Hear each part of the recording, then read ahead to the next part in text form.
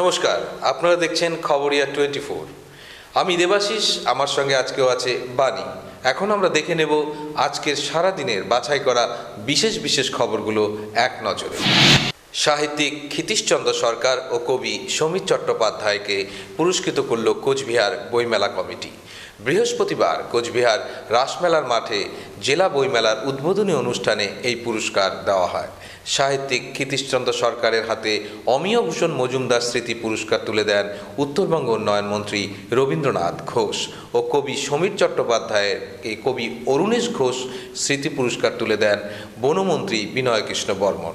তাদের হাতে মানপত্র ছাড়াও নগদ পুরস্কার মূল্য তুলে দেওয়া হয় বলে জানা গিয়েছে। এদিন কোচবিহার জেলা বইমেলার সূচনা করেন উত্তরবঙ্গ উন্নয়ন মন্ত্রী রবীন্দ্রনাথ ঘোষ। এছাড়াও উপস্থিত ছিলেন বনমন্ত্রী বিনয় কৃষ্ণ বর্মন, বিধায়ক উদয়ন গুহ, হিতেন বর্মন, জেলা প্রাথমিক শিক্ষা সংসদের চেয়ারপারসন কল্যাণী পোদ্দার, জেলাশাসক কৌশিক সাহা, পুলিশ সুপার ভোলানাথ পাণ্ডে সহ বেশ কয়েকজন বিশিষ্ট ব্যক্তি। এবার কোচবিহারের মহারাজা নৃপেন্দ্র নারায়ণের মূর্তিতে ইট ছোড়ার ঘটনা ঘটল। বৃহস্পতিবার সকালে ঘটনাটি মানুষের নজরে আসে। কোচবিহার জেলা আদালতের সম্মুখে থাকা রাজার ওই মূর্তিতে ইটের আঘাতের চিহ্ন রয়েছে। রাতের অন্ধকারে এই কাণ্ড ঘটেছে বলে মনে করছে শহরবাসী। কি বা কারা এই ঘটনা ঘটিয়েছে তা অবশ্য জানা যায়নি। দিন কয়েক আগে রাজার তরবারি ভাঙার ঘটনা ঘটেছিল, তা নিয়ে উদ্বেগ দেখা দেয়। পরে প্রশাসনের পক্ষ থেকে জানানো হয় রক্ষণাবেক্ষণের অভাবে এবং আবহাওয়াগত কারণে রাজার তরবারির কিছুটা অংশ ভেঙে গিয়েছিল। পরে জেলা প্রশাসনের পক্ষ থেকে তরবারির ঠিক মূর্তিটিকে আবার সৌন্দর্যায়ন করা হয়। তার কয়েকদিন পরেই রাজার মূর্তিতে ইট ছোড়ার ঘটনা ঘটায় চাঞ্চল্য দেখা দিয়েছে। শেষ পর্যন্ত মুখ্যমন্ত্রীর হস্তক্ষেপে দপ্তরের চাবি পেলেন বলে দাবি করলেন জেলা ক্রীড়া সংস্থার সম্পাদক বিষ্ণুব্রত বর্মন। বৃহস্পতিবার কোচবিহার রাজবাড়ী স্টেডিয়ামে তাদের নিজেদের দপ্তরে বসে সাংবাদিক সম্মেলন করে এই দাবি করেন বিষ্ণুবাবু। যদিও রাজবাড়ী স্টেডিয়ামে থাকা জেলা ক্রীড়া সংস্থার এই দপ্তর খোলার জন্য চাবি দেওয়া হয়নি বলে পাল্টা দাবি করেছেন কোচবিহার পৌরসভার চেয়ারম্যান ভূষণ সিং। তিনি বলেন, রাজবাড়ী স্টেডিয়ামের সঙ্গে থাকা নেতাজি ইন্ডোর স্টেডিয়ামে একটি রাজনৈতিক দলের কনভেনশনের জন্য এই চাবি দেওয়া হয়েছে। কনভেনশন শেষ হলে ফের এই চাবি নিয়ে নেওয়া হবে। অন্যদিকে জেলা ক্রীড়া সংস্থার সম্পাদক বিষ্ণুব্রত বর্মন এই বিষয় নিয়ে কোনো রাজনীতি চান না বলে দাবি করে জানান, তাদের পক্ষ থেকে দপ্তরে তালা ঝুলিয়ে দেওয়ার ঘটনা নিয়ে সিএবি সভাপতি সৌরভ গঙ্গোপাধ্যায় ও ওয়েস্ট বেঙ্গল ডিস্ট্রিক্ট স্পোর্টস অ্যাসোসিয়েশনকে চিঠি করা হয়। অ্যাকাউন্ট থেকে টাকা গায়েব হয়ে গেছে বলে অভিযোগ তুলে ব্যাংকের সামনে বিক্ষোভে ফেটে পড়লেন গ্রাহকরা। মেখলিগঞ্জের কুচুলিবাড়িতে উত্তরবঙ্গ গ্রামীণ ব্যাংকের একটি শাখায় ওই ঘটনা ঘটেছে। ঘটনার খবর পেয়ে কুচুলিবাড়ি থানার ওসি অভিষেক লামার নেতৃত্বে বিশাল পুলিশ বাহিনী এসে পরিস্থিতি নিয়ন্ত্রণে আনে। গ্রাহকদের মধ্যে কমল রায় নামে একজন অভিযোগ করে জানিয়েছেন, তিনি টাকা তুলতে আসলে একাধিকবার তার আঙুলের ছাপ নেওয়া হয় আর প্রত্যেকবার লিঙ্ক নেই বলে জানিয়ে দেওয়া হয়। এরপর তার সন্দেহ তৈরি হলে ব্যাংক অ্যাকাউন্ট চেক করতে গিয়ে জানতে পারেন তার অ্যাকাউন্ট থেকে টাকা তোলা হয়েছে। ওই ঘটনার খবর পেয়ে গ্রাহকদের মধ্যে অ্যাকাউন্ট চেক করার হুড়োহুড়ি পড়ে যায়। রামভোলা হাই স্কুলের একাদশ শ্রেণীর ছাত্র সৌরভ দের মৃত্যুর প্রতিবাদে শহরে মিছিল করল all India democratic student organization. আজ রামভোলা হাই স্কুলের সামনে থেকে তাদের মিছিল শুরু হয়। এই মিছিল বাস টার্মিনাসের সামনে গিয়ে শেষ করে সংক্ষিপ্ত পথসভা করে। এদিন এই মিছিলে উপস্থিত ছিলেন all India democratic student organization Coochbehar জেলা সম্পাদক স্বপন বর্মন, কঙ্কা মিত্র, বৈশাখী নন্দী, আশিক আলম সহ আরও অনেকে।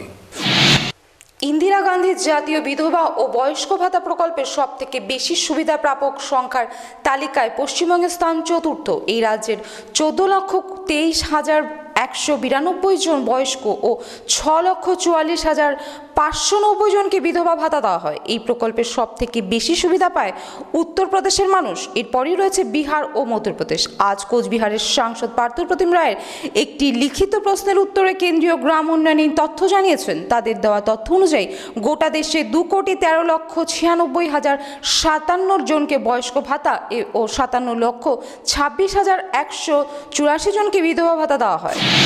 ছেলে ও বৌমার অত্যাচারে অতিষ্ঠ হয়ে পুলিশের কাছে দ্বারস্থ হলেন বৃদ্ধ মা। চাঞ্চল্যকর ঘটনাটি ঘটেছে কোচবিহারের দিনহাটায়। মা সন্ধ্যারানী দাসকে তালা বন্ধ করে রাখে ছেলে চন্দন দাস। খবর পেয়ে গতকাল পুলিশ বৃদ্ধাকে উদ্ধার করে। অভিযোগ, বেশ কিছুদিন ধরে চন্দন দাস তার মাকে সম্পত্তি লিখে দেওয়ার জন্য চাপ দিচ্ছিল। সম্পত্তির জন্য মারধরও করা হয় বলে অভিযোগ।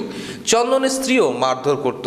অত্যাচারে অতিষ্ঠ হয়ে সম্প্রতি দিনহাটায় অভিযোগ করেন তার মা।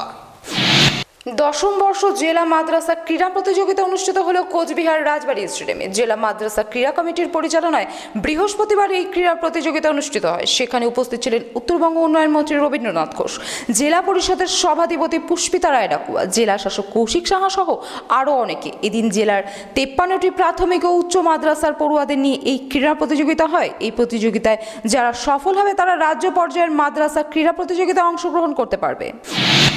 বিরোধী দলনেতার জন্য আলাদা অফিস ঘর দিল কোচবিহার পুরসভা।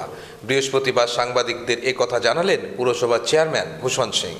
আলাদা অফিস ঘর না থাকায় বিভিন্ন সময় বিরোধী দলনেতার তরফ থেকে দাবি জানানো হয়েছিল। অবশেষে তাদের দাবি মেনে একটি অফিস ঘরের ব্যবস্থা করেছে কোচবিহার পুরসভা। এখন বিরোধী দলনেতা হিসেবে রয়েছেন সিপিএমের কাউন্সিলর মহানন্দ সাহা। এদিন চেয়ারম্যান সেই নতুন অফিস ঘরটি ঘুরেও দেখেন। কোচবিহার পুরসভার চেয়ারম্যান ভূষণ সিং বলেন, অনেকদিন ধরে বিরোধী নেতার আলাদা ঘরের দাবি ছিল, সেটা এতদিন ছিল না। আমি তার জন্য আলাদা ঘরের ব্যবস্থা করে দিলাম। রাজ্যসভায়, লোকসভায় ও বিধানসভায় বিরোধী দলনেতাদের জন্য আলাদা ঘর থাকে। এখানেও সেই কথা চিন্তা করে বিরোধী নেতৃত্বদের দীর্ঘদিনের দাবি মেনে এই ঘর দেওয়া হলো। বাড়ি থেকে অবৈধভাবে মজুদ রাখা ফেন্সিডিলের শতাধিক বোতল উদ্ধার করল পুলিশ। ঘটনাটি ঘটেছে শিলিগুড়ির ভক্তিনগরের শালুগড়া বাজার এলাকায়। অবৈধভাবে ফেন্সিডিল রাখার অপরাধে বাড়ির মালিককে গ্রেপ্তার করে পুলিশ। ধৃতকে আজ জলপাইগুড়ি আদালতে তোলা হয়। পুলিশ সূত্রে জানা যায়, ধৃতের নাম বিবেক তামাং। তার বাড়ি শালুগড়ায়। গোপন সূত্রে খবর পেয়ে ওই বাড়িতে হানা দেয় পুলিশ। সেখান থেকে উদ্ধার হয় 250 বোতল ফেন্সিডিল। শেষ পর্যন্ত বন্ধ চা বাগান খোলার দায়িত্ব রাজ্য সরকারের ওপরেই ন্যস্ত করল কেন্দ্র। তবে কেন্দ্রীয় সরকারের এই বিষয়ে সব রকম সহযোগিতা করবে বলে গতকাল লোকসভায় বিজেপির এক সাংসদের করা প্রশ্নের জবাবে জানিয়েছেন কেন্দ্রীয় শিল্প ও বাণিজ্য প্রতিমন্ত্রী CR চৌধুরী। উল্লেখ্য, দেশের মোট 12টি বন্ধ চা বাগানের মধ্যে 9টি বাগান রয়েছে উত্তরবঙ্গে। আলিপুরদুয়ার জেলার ঢেকলাপাড়া, বান্দাপানি, মধু চা বাগান, জলপাইগুড়ি জেলার ধরণীপুর, সুরেন্দ্রনগর, রেড ব্যাংক, মানাবাড়ি, কুমলাই, দার্জিলিং জেলার পানিঘাটা চা বাগানগুলি বহুদিন ধরে বন্ধ রয়েছে। এদের মধ্যে কয়েকটি বাগানের জন্য হাইকোর্ট নির্দেশ একাধিকবার নিলামের জন্য ডাকা হলেও কেউ খোলার জন্য এগিয়ে আসেনি। স্কুলে এসে ক্লাসে না ঢুকে বাইরে ঘোরাঘুরি করছিল এক ছাত্র। বকাবকি করায় মেজাজ হারিয়ে বেঞ্চের পায়া খুলে নিয়ে শিক্ষকের মাথা ফাটিয়ে দেওয়ার অভিযোগ উঠল এক স্কুল পড়ুয়ার বিরুদ্ধে। ঘটনাটি ঘটেছে পূর্ব মেদিনীপুর জেলার এগরা ঝাটুলাল হাই স্কুলে। আক্রান্ত শিক্ষকের নাম কেদার ঘোড়াই। তিনি বর্তমানে এগরা সুপার স্পেশালিটি হাসপাতালে চিকিৎসাধীন। তার মাথায় 7টি সেলাই পড়েছে বলে জানা গিয়েছে। সদর ট্রাফিক ওসি শান্তাশীলের মঙ্গলবারের অভিযানের পরেও জলপাইগুড়ি শহরে বন্ধ হয়নি টোটোকে পুলকার হিসেবে ব্যবহার। এখনও শহরের রাস্তায় দেখা যায় সেই আগের চিত্র। হাইকোর্ট টোটোকে পুলকার হিসেবে ব্যবহারের নিষেধাজ্ঞা জারি করেছে। এক সপ্তাহ আগে শহরের টোটো ইউনিয়নগুলিকে থানায় ডেকে কোতোয়ালি থানার আইসি বিশ্বাশ্রয় সরকার এই কথা জানিয়েছিলেন। আইন ভঙ্গকারী বিরুদ্ধে কড়া ব্যবস্থা নেওয়ার কথাও জানিয়েছিলেন। কিন্তু ক্রিসমাস, নিউ ইয়ারের ছুটির পর স্কুল খুলতেই আবার সেই পুরনো চিত্র দেখা যাচ্ছে। সদর ট্রাফিক ওসি শান্তালাল শীল মঙ্গলবার টোটোর বিরুদ্ধে অভিযানে নামেন। পুলকার হিসেবে ব্যবহৃত বেশ কিছু টোটোকে ওই দিন তিনি বাজেয়াপ্ত করেন। ভাটিবাড়ির ঘোড়ামারা থেকে কদমতলা পর্যন্ত প্রায় 1.5 কিলোমিটার সিসি রাস্তা তৈরির দাবি জানালো স্থানীয় বাসিন্দারা। জানা গিয়েছে, দীর্ঘদিন থেকে এই দাবি জানিয়ে আসছেন তারা। তাদের অভিযোগ, এই কাঁচা রাস্তা খানাখন্দে ভরা, মাঝে মধ্যেই ছোটখাটো দুর্ঘটনা হচ্ছে। এই রাস্তা দিয়ে স্কুল পড়ুয়া ও অঙ্গনওয়াড়ি কেন্দ্রের শিশু এবং অন্যান্যদের চলাচল করতে অসুবিধা হয়। বর্ষার সময় চলাচল করতে ভীষণ কষ্ট হয়। ভাটিবাড়ি গ্রাম পঞ্চায়েতে বহুবার জানিয়েও কোনো কাজ হয়নি। নতুন বাস টার্মিনাল তৈরি হতে চলেছে আসানসোলে। এর জন্য আসানসোলের কালীপাহাড়ি সংলগ্ন এলাকায় একটি মাঠকে চিহ্নিত করা হয়েছে বলে জানা গিয়েছে। টার্মিনাল তৈরির কাজ শুরুর আগে বৃহস্পতিবার এই মাঠে একটি বৈঠক করা হলো।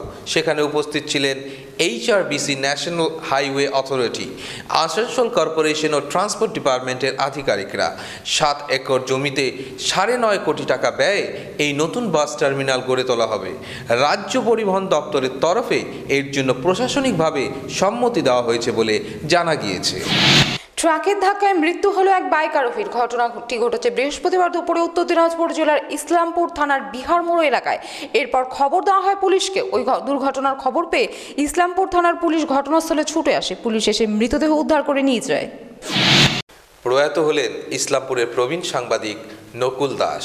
তিনি ইসলামপুর মহকুমা প্রেস ক্লাবের প্রতিষ্ঠাতা ছিলেন। বাড়ি ইসলামপুরের মিলনপল্লী এলাকায়। দীর্ঘদিন ধরেই তিনি অসুস্থ ছিলেন। সম্প্রতি তার শারীরিক পরিস্থিতি আশঙ্কাজনক হয়ে পড়লে তাকে ভর্তি করা হয় উত্তরবঙ্গ মেডিকেল কলেজে। বুধবার সেখানে তার মৃত্যু হয়। দুদিনের প্রতিযোগিতামূলক বিজ্ঞান মেলা শুরু হলো জলপাইগুড়িতে। বৃহস্পতিবার জলপাইগুড়ি ফণীন্দ্রদেব বিদ্যালয়ে ওই প্রতিযোগিতামূলক বিজ্ঞান মেলার সূচনা হয়। সেখানে উপস্থিত ছিলেন সাংসদ বিজয় বর্মন, জেলা শাসক রচনা ভগত, অতিরিক্ত জেলা শাসক সুমেধা প্রধান ও যুব কল্যাণ দফতরের জেলা আধিকারিক সুমন বাগবাদ সহ বেশ কয়েকজন বিশিষ্ট ব্যক্তি উপস্থিত ছিলেন। গত 25 বছরে দক্ষিণ আফ্রিকায় একটাও সিরিজ জিততে পারেনি টিম ইন্ডিয়া। সেই খরা কাটাতে এবার মরিয়া বিরাট কোহলি নেতৃত্বাধীন দল। কিন্তু সিরিজ শুরুর আগে একটা ভিন্ন ধরনের সমস্যায় পড়েছে ভারতীয় দল। 2 মিনিটের বেশি সময় ধরে স্নান না করতে বলা হয়েছে টিম ইন্ডিয়াকে বলে জানা গিয়েছে। আগামীকাল কেপটাউনের নিউল্যান্ডসে সিরিজের প্রথম টেস্টে খেলতে নামবে ভারত। কেপটাউনে এবার খরা পরিস্থিতি। এর জন্য সরকারিভাবে 2 মিনিটের বেশি স্নান না করার জন্য বলা হয়েছে। ভারতীয় দলের ওপরেও এই নিয়ম প্রযোজ্য হয়েছে বলে জানা গিয়েছে। ম্যান্ডেলার দেশে শুক্রবার থেকে শুরু হচ্ছে ভারত দক্ষিণ আফ্রিকা 3 ম্যাচের টেস্ট সিরিজ। এই সিরিজে 2 প্রাক্তন ভারত অধিনায়ক কপিল দেব এবং সৌরভ গাঙ্গুলির রেকর্ড ভাঙার দোরগোড়ায় ভারত অধিনায়ক বিরাট কোহলি। দক্ষিণ আফ্রিকায় 3 ম্যাচের টেস্ট সিরিজ খেলবে ভারত। আর এই 3 ম্যাচেই যদি অধিনায়ক থাকেন বিরাট, তাহলে অধিনায়ক হিসেবে ভারতকে নেতৃত্ব দেওয়ার রেকর্ড কপিল দেবকে টপকে যাবেন বিরাট। অন্যদিকে বিরাট কোহলির সামনে রয়েছে সৌরভের রেকর্ড ভাঙার হাতছানিও। টেস্ট জেতার পরিসংখ্যান অনুযায়ী অধিনায়ক বিরাটের আগে আছেন কেবল ধোনি 27 এবং সৌরভ 21টি।